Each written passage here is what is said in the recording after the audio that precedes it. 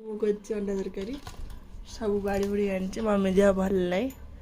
ତୁ ଅଣ୍ଡା ତରକାରୀ କରିଛୁ ଏଇଟା ମୋର ମୁଁ ଲଙ୍କା ଖାଇବା କମ୍ କରିଛି। ଏତେ ଖାଇବୁ ତୁ ଉଠେନି ଏତେ ଥୋଇଛୁ।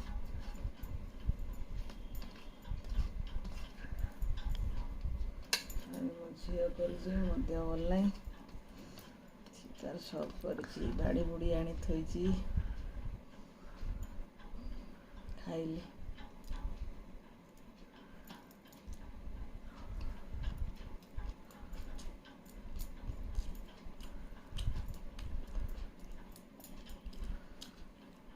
ସେ ଆଜି ଫାଷ୍ଟ ଟାଇମ୍ ଅଣ୍ଡା ତରକାରୀ କରୁଛି।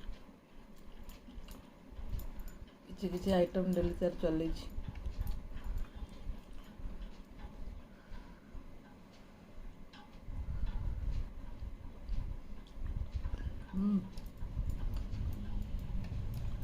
ବଢ଼ିଆ ଲାଗୁଛି ମୋର ଆଗ କରିଦେଇଛୁ। ଆମର ଆଗ କରିଛି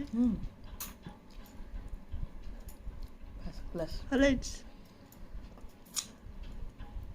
ସୁପର ମସ୍ତ ଲାଗୁଛି।